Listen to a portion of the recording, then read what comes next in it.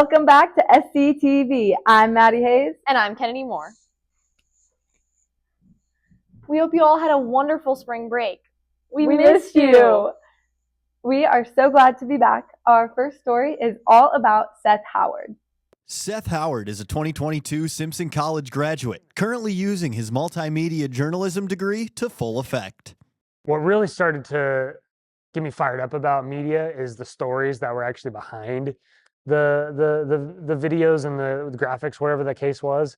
And I think the storytelling is what keeps me coming back. I grew up around entrepreneurship and what it actually took and what it actually looked like. And what I realized is the service that you're providing is only a fraction of what you're actually going to do. You're going to be the CEO of your own company. You're going to be the head accountant. You're going to be the marketing director. You're going to be the head sales rep. There's all these other things that you're going to do. And I think having that unknown and not knowing that gets me fired up to go and actually do those things. Howard started his company Sizzle Media to allow small colleges like Simpson get the full media experience that larger Division I schools get.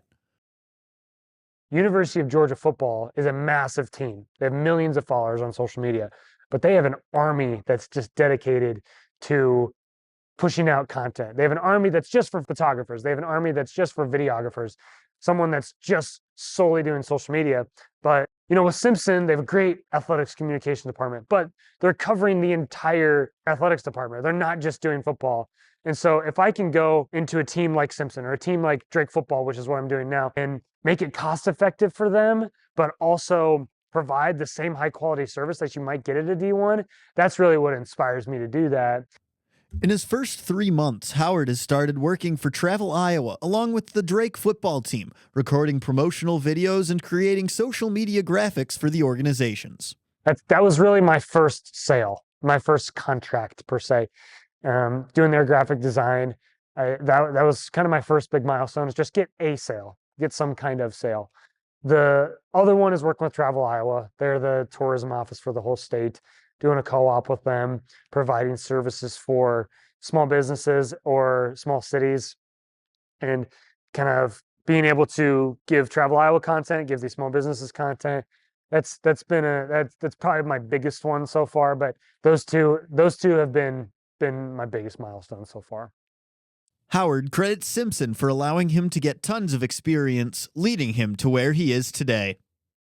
I think the biggest thing with Simpson is it allowed me to learn about writing, learning about telling a story, learning about video, and learning some of the different skills. But at the same time, it allowed me to go and do video for women's basketball. Go out and actually do it versus just learning about it all the time, because I don't think you actually are learning anything unless you actually go out and apply those skills. For me, success isn't really the end game for me. The thing that is success for me is the joy that it brings other people when I'm doing these stories. I'll bring up the Simpson women's basketball documentary again, but what was the main purpose of that documentary for me? Its inception, it was for a class to get a good grade, right? I got 100% on the assignment and I didn't care at all about the assignment. It's great. Brought my B+ up to an A-. That's awesome. But having that watch party with all those, those athletes, and they're all bawling their eyes out because of being able to get their story told, that makes all the difference for me. It's the day-to-day grind. It's the joy that video can bring other people. And if I can do that on a daily basis, then I'm as successful as anybody. Howard will join Simpson faculty as an adjunct professor for sports media in the fall. With SCTV, I'm Rob Howes with Frank Novak. Thank you for coming and speaking to students on campus. It's awesome to hear the great things that you're doing. For sure, and even more exciting that you're going to be a professor next year. Our next story is over the Sports Admin Symposium that happened before break. Let's check it out. This is going to be awesome. The Simpson College Sports Administration Club hosted their second annual Sports Symposium on March 13, 2025. The day began with opening remarks from Molly Lepner, the club president, a video message from Elise Bolton, 2024 Simpson College grad, and President Byers. The symposium then consisted of 2 panels of 4 industry professionals, followed by a keynote speaker. The keynote this year was Josh Blackford from Kacie Sporting. The symposium concludes with a raffle drawing of various prizes.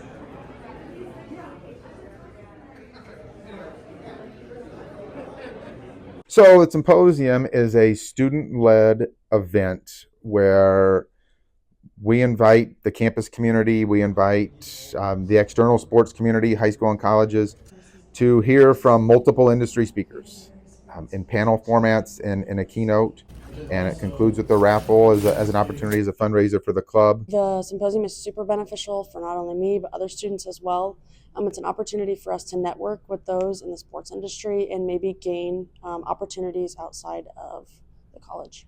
This year, the symposium hosted 180 people, including Simpson students, faculty, and staff, as well as other high school and college students and sports professionals. It gives our students a sense of pride in the program, especially as we bring high schools and other colleges and they see the great things that we're doing.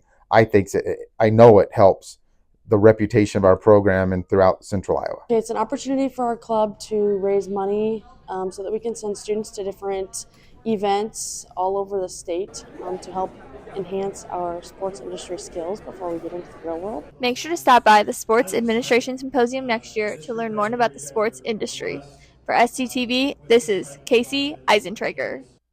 Looks like the Sports Admin Symposium was a smash. Speaking about smashing, that's what happened to the piano. Dun, dun, dun. Let's hear about it.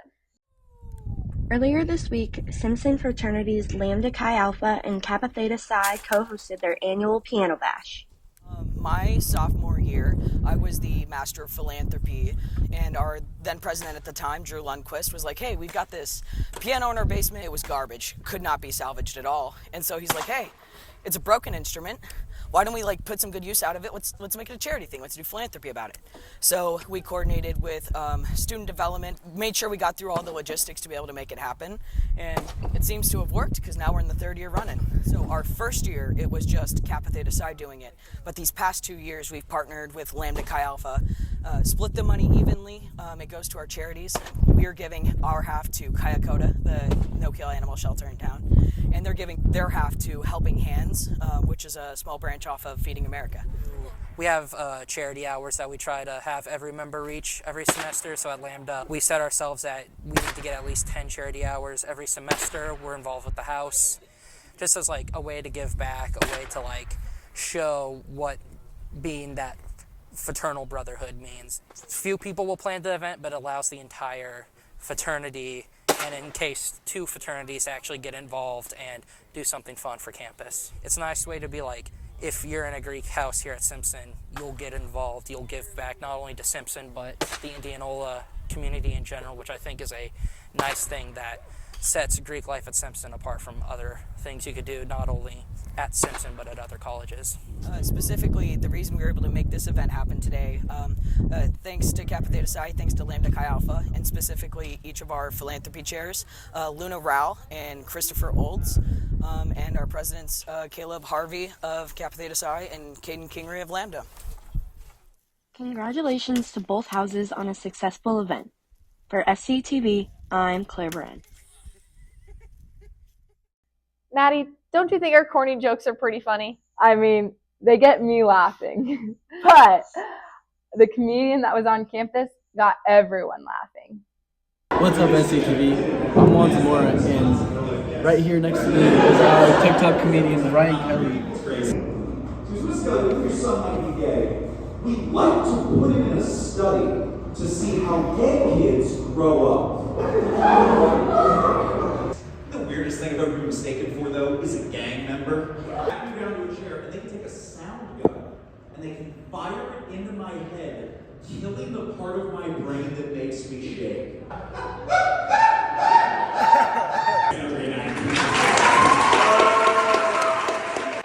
After a really funny performance, going by the TikTok handle Youth Pastor Ryan, and with around 5.5 million followers, Ryan Kelly decided to stay after and meet with fellow Simpson students. What do you think about campus? It's beautiful. You guys have a gorgeous campus. I was walking around, plus it feels like It feels like there's more people that go here than do. You know what I mean? Because I was like, oh, it's 1,200. That's like medium small. But I was like, but the school feels like you could fit like, yeah. It feels like you fit 5,000 people here because it's like all the spaces are big and they're fun, and so it was really cool. Yeah. Well, thank you, Ryan. Dude, of course, absolutely. Thanks for coming, and I hope you enjoyed it. No, I did. Somebody laughed. For SCTV, I'm Juan Zamora. Now that we've done some piano smashing and heard some jokes, let's catch up. Kennedy, what'd you do for break? Not much. I just went home and visited my family pretty much. So how about you, Maddie? That's so sweet. I had 2 weddings. Dang, that's kind of crazy. It wasn't my wedding. I'm glad they weren't both yours. Anywho, let's hear what other people had going on for spring break. With spring break finally ending and students finally getting back to school, it leaves everyone wondering, what did we all do over break? Well, why don't we go find out? So this spring break, Kinnick and I went to Minnesota where the casinos are 18 and up. So Kinnick could gamble with me. And my favorite part is we went to a Timberwolves game. We got to see Anthony Edwards play. My favorite part was going to the casino and going up 600 bucks. My least favorite part was losing all of that and going negative and losing 300 more bucks.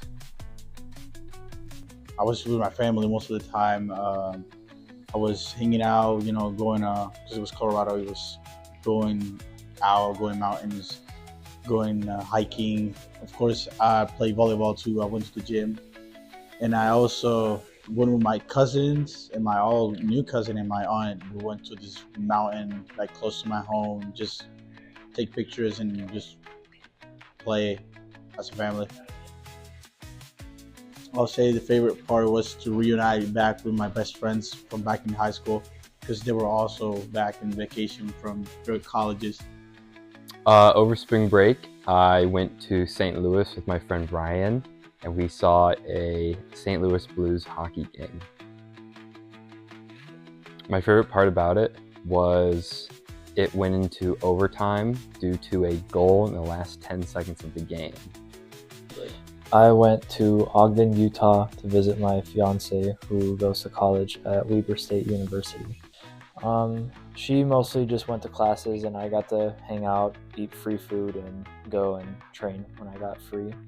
My favorite part was just not going to classes. I got to work out, sleep more, and it was just a nice time to relax. Well, it seems like many of us got to go home and hang out with family and friends, and some even got to go on vacation to a sporting event or even the beach. Seems like many of us had a great spring break. For SCTV, I'm Jack Perkins. Looks like break was refreshing, but now that we're all back from break, it is the Mario Kart final lap till the end of the semester. Oh yeah. We have a would you rather though. Okay, Maddie. Would you rather drive 20 hours or fly 20 hours to your vacation destination? Definitely fly. Well, I'm definitely gonna choose driving. I don't like planes. Why? Very much. I don't know. I prefer my personal space in my car. Let's move on to sports.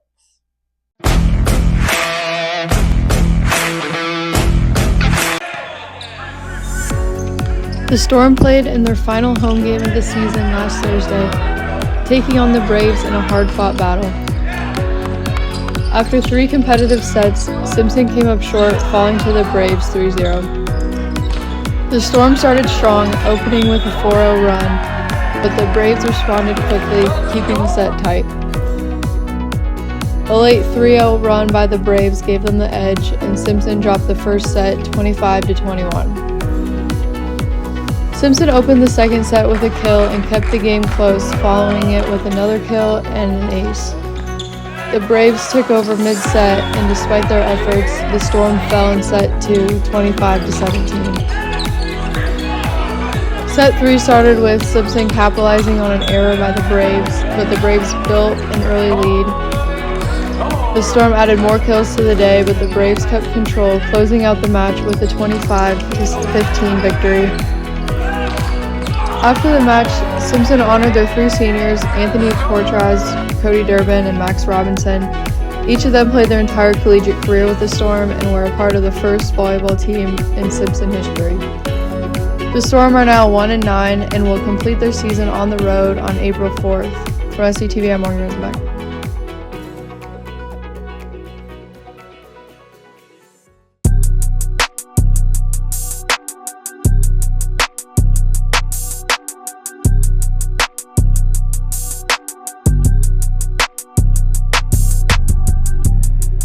What's up, SCTV? Here we have some softball highlights from the latest matchup against Grinnell College.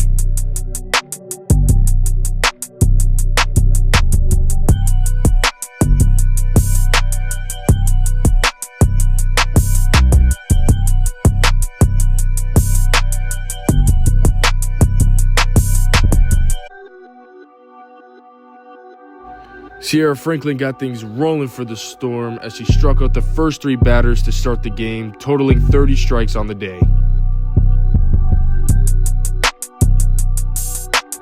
Ashlyn Steen had an amazing day up at bat for the Storm as she led out both games, recording 5 total RBIs and a home run. Second up at bat, Megan Heidelbauer also had an amazing performance, putting up 5 RBIs and a home run as well. The Simpson softball team continues to dominate as these last 2 wins put them up to 18-2 on the season.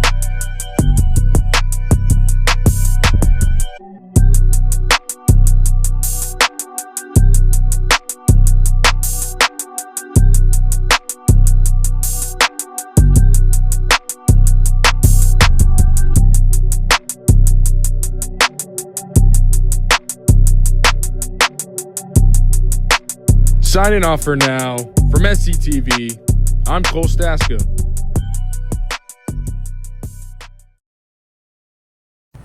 The Simpson College Storm women's tennis team competed against the Grandview Vikings on Wednesday, March 26th.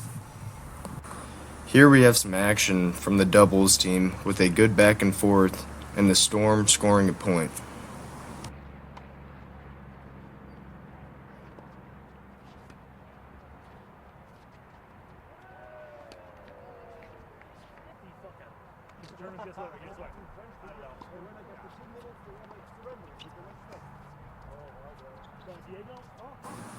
Next, we have some action from the single matches.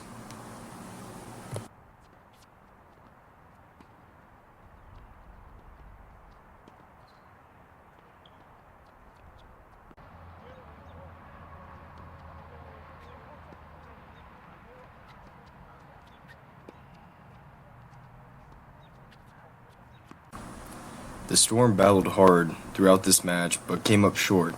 The final score was Grandview 5 and Simpson 2.